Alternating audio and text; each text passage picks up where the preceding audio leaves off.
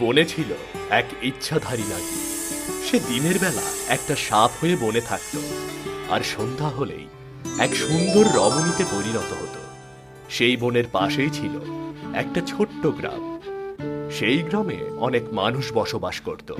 তার মধ্যে অরুণ নামে একটা ছেলে ছিল, যে প্রতিদিন ওই বন থেকে কাঠ কেটে নিয়ে যেত।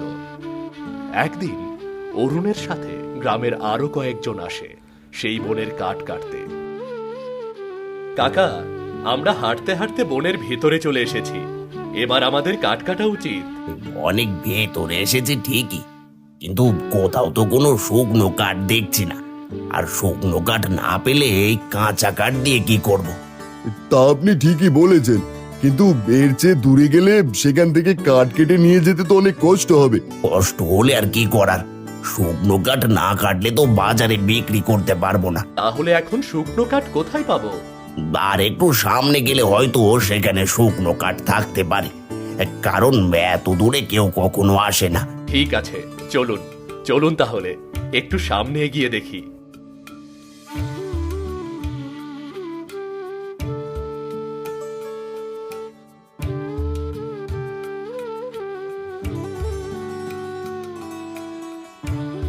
ওই যে দেখো, এখানে অনেকগুলো শুকনো গাছ রয়েছে।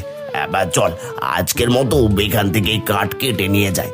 হ্যাঁ কাকা, এখানে অনেকগুলো শুকনো গাছ রয়েছে, এখান থেকে বেশ কয়েকদিন কাঠ নিয়ে যাওয়া যাবে। তাহলে আর দেরি করছি কেন, কাঠ কাটা শুরু করে দিলেই তো হয়। হ্যাঁ হ্যাঁ, শুরু করে দে।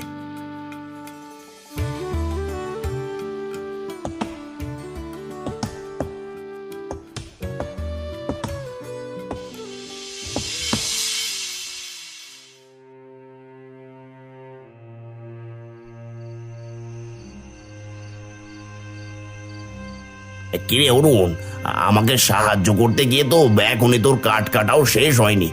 এদিকে তো সন্ধে হয়ে গেল, এখন বাড়ির দিকে না গেলে তো যেতে যেতে অনেক রাত হয়ে যাবে। এই তো কাকা, আর কিছু সময় হলেই হয়ে যাবে। কাকা, আপনি বয়স্ক মানুষ, বেশি অন্ধকারে চোখে দেখতে পারবেন না। চলুন, আমি আর আপনি চলে যাই, অরুণ কাঠগুলো বোঝা বেঁধে পরে যাবে। তা কি করে হয়? একে রেখে যাওয়া ঠিক হবে না। এই জঙ্গলে কোথায় কি আছে তা কি বলা যায়? কাকা, আপনি আমাকে নিয়ে চিন্তা করবেন না, আমি ঠিকই চলে যাব। আপনি গনি ভাইকে নিয়ে চলে যান, কেমন?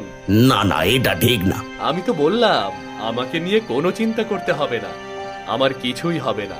আপনারা বাড়ি পৌঁছাতে পৌঁছাতে আমি আপনাদের সাথে পৌঁছে যাব। ঠিক আছে, তাহলে তাড়াতাড়ি কাজ শেষ করে চলে আসিস, তা না হলে তোর মা আবার চিন্তায় থাকবে। হ্যাঁ হ্যাঁ, আমি ঠিক সময়ে পৌঁছে যাব।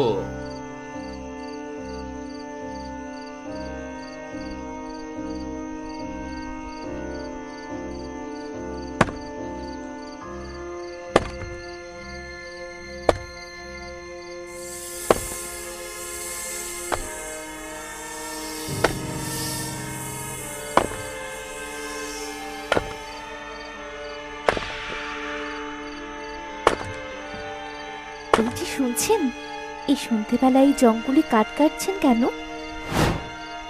আপনি আপনি কে? আর এই জঙ্গলের ভেতরে কি করছেন? আমি এই জঙ্গলের এক কাঠুরিয়ার মেয়ে। এই সামান্য দূরেই আমাদের বাড়ি। বাবা এখনো বাড়ি ফেরেনি বলে কাঠ কাটার আওয়াজ শুনে তাকে খুঁজতে এসেছি। ও, আমি তো ভয় পেয়ে গিয়েছিলাম, ভেবেছিলাম কোনো ভূত পেত এলো নাকি। তা আপনি একা একা সন্ধ্যার পর জঙ্গলে আসতে ভয় পান না? না, আমি ভয় পাই না, আমি এই জঙ্গলেই বড় হয়েছি তাই। আমার কাছে দিনরাত সবই সমান। আমি কিন্তু আপনার মতো সাহসী না। সাহসী না হলেই সন্ধ্যের সময় জঙ্গলে আছেন কেন? দিন থাকতে চলে যেতে পারেননি? চলেই যেতাম, কিন্তু বাড়িতে মা অসুস্থ হয়ে আছে, তার জন্য ওষুধ কিনতে হবে, তাই একটু বেশি করে কাঠ কাটতে চেয়েছিলাম, তার জন্যই সন্ধ্যা হয়ে গেছে। ঠিক আছে, আপনি আজ এই কাঠগুলো নিয়ে চলে যান, কাল আবার এই সময় আসবেন, আমি আপনার মায়ের চিকিৎসার জন্য সাহায্য করব। না না, আপনার সাহায্য লাগবে না, আপনিও তো আমাদের মতো কাঠুরিয়া পরিবারের মেয়ে, আপনার অবস্থাও তো আমাদের চেয়ে ভালো হওয়ার কথা না? আপনি হয়তো জানেন না, এই জঙ্গলে অনেক দামি দামি গাছ আছে, যেগুলো শুধু আমরাই চিনি, যে কারণে আমরা কাঠুরে হলেও আমাদের অর্থের অভাব নেই। আপনি দ্বিধা না করে কাল আমার সাথে দেখা করবেন। ঠিক আছে, আসবো, তাহলে এখন আমি যাই। হ্যাঁ যান।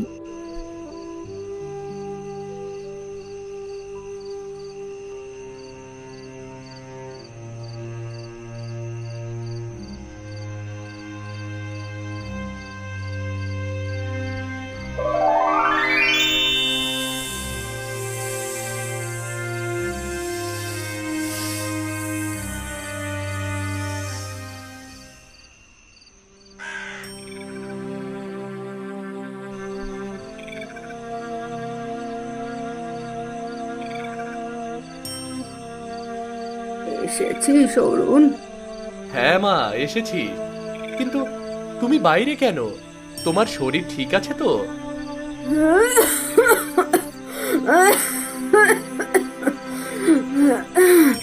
হ্যাঁ, আমি ঠিক আছি। তোর বাড়ি ফিরতে দেরি হচ্ছিল বলে তোর অপেক্ষায় বাইরে বসে আছি। যা, মাথা থেকে বোঝাটা নামিয়ে ভিতরে আয়, তোকে খেতে দি। তুমি কেমন ঠিক আছো তা তোমার কথা শুনেই বুঝতে পারছি। দাঁড়াও, দেখছি।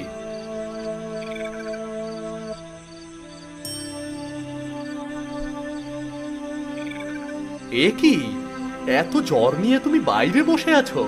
চলো চলো, আগে ভিতরে চলো। জ্বরে গাটা একদম পুড়ে যাচ্ছে তোমার। ও কিছু না, এই সামান্য জ্বর, এমনিতেই ভালো হয়ে যাবে। আচ্ছা ঠিক আছে, ভালো হলে তখন কাজ করো।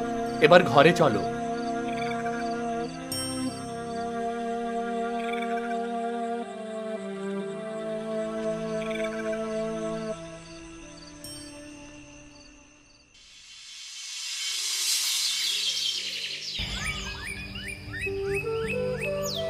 মা, আমি কাজ কাটতে গেলাম। তুমি ঠিক মতো খাবার খেয়ে নিও, কেমন? আজ কি তুই একাই যাচ্ছিস? হ্যাঁ মা, একাই যাচ্ছি। গনি ভাই আর জব্বার কাকা গঞ্জে গেছে। তাহলে বেশি দেরি করিস না, বেলায় বেলায় ফিরে আসিস। আমার আজকে আসতেও একটু রাত হতে পারে। আজকে আবার একজনের সাথে দেখা করতে হবে। তবে তুমি কোনো চিন্তা করো না, আমি সময় মতোই ফিরে আসব। ওই জঙ্গলে আবার কার সাথে দেখা করবি? আছে মা, আছে। তোমাকে সব পরে বলবো। এবার আমি চললাম। ঠিক আছে, যা। ছেলেটা ছোট রেখেই ওর বাবা মারা গেছে, সেই থেকে ছেলেটা শুধু কষ্টই করে যাচ্ছে।